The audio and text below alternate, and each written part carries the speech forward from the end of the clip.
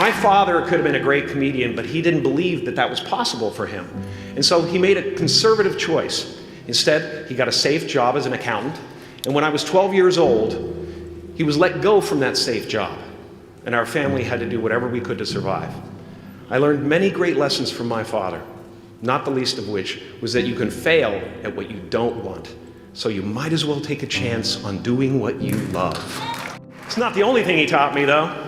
You know, I watched the effect of my father's love and humor and how it altered the world around me. And I thought, that's something to do. That's something worth my time. It wasn't long before I started acting up. You know, people would come over to the house and they'd be greeted by a 7-year-old throwing himself down a large flight of stairs. They would say, "What happened?" And I would say, "I don't know. Let's check the replay."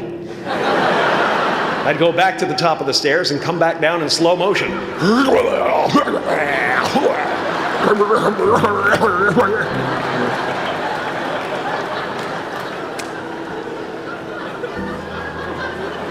It was a very strange household. My father used to brag that I wasn't a ham, I was the whole pig. And he treated my talent as if it was his second chance. When I was about 28, after a decade as a professional comedian, I realized one night in LA that the purpose of my life had always been to free people from concern, just like my dad. And when I realized this, I dubbed my new devotion the Church of Freedom from Concern.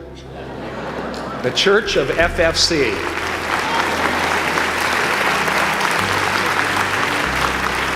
And I dedicated myself to that ministry.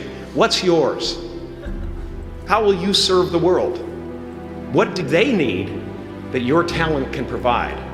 That's all you have to figure out.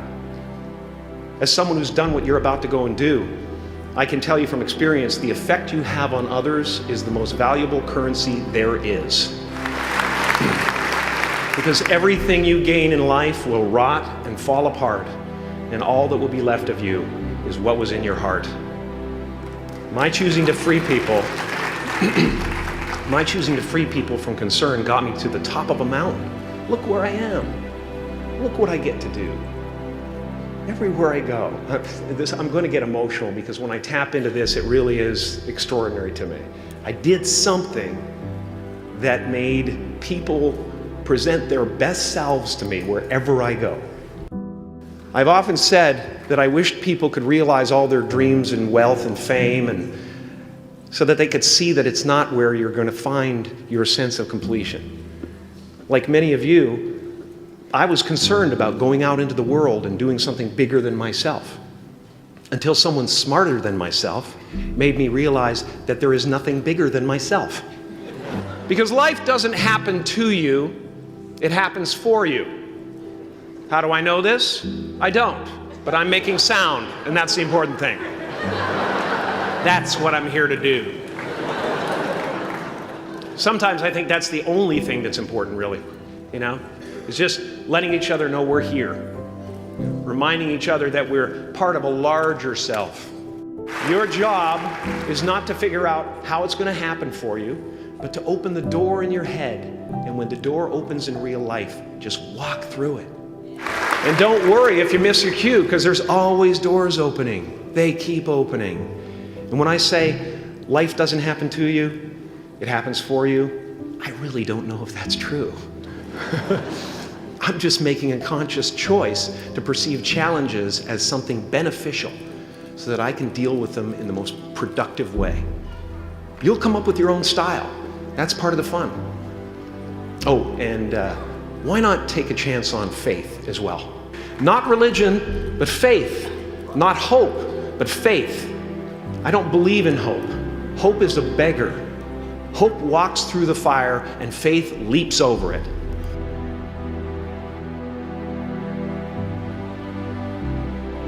I used to believe that who I was ended at the edge of my skin. That I had been given this little vehicle called a body from which to experience creation. And though I couldn't have asked for a sportier model, it was, after all, a loaner and would have to be returned. Then I learned that everything outside the vehicle was part of me too. And now I drive a convertible.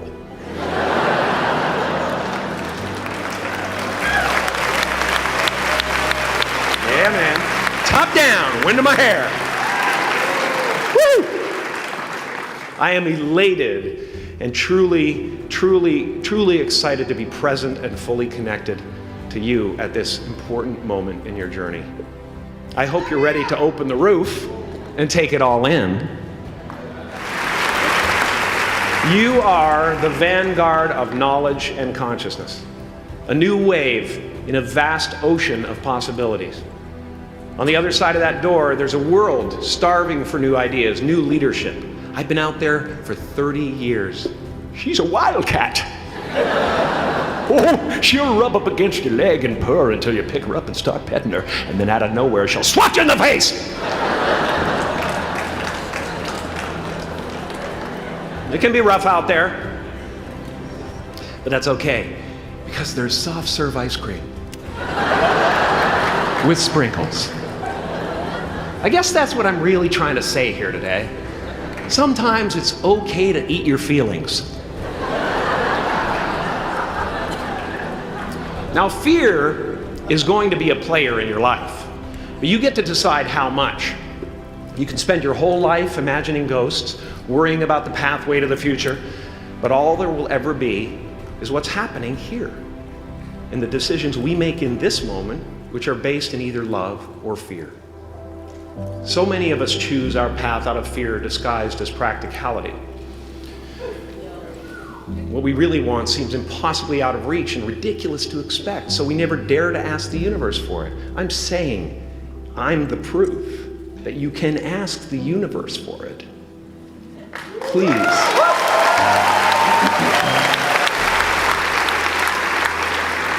I am at the top of the mountain, and I was, and the only one I hadn't freed was myself, and that's when my search for identity deepened. I wondered who I'd be without my fame. Who would I be if I said things that people didn't want to hear? Or if I defied their expectations of me? And that peace that we're after lies somewhere beyond personality, beyond the perception of others, beyond invention and disguise, even beyond effort itself. You can join the game, fight the wars, play with form all you want, but to find real peace, you have to let the armor go. Your need for acceptance can make you invisible in this world. Don't let anything stand in the way of the light that shines through this form. Risk being seen in all of your glory. My soul is not contained within the limits of my body. My body is contained within the limitlessness of my soul. Now I'm always at the beginning. I have a reset button, and I ride that button constantly. Once that button is functioning in your life, there's no story that the mind could create that will be as compelling. The imagination is always manufacturing scenarios, both good and bad, and the ego tries to keep you trapped in the multiplex of the mind.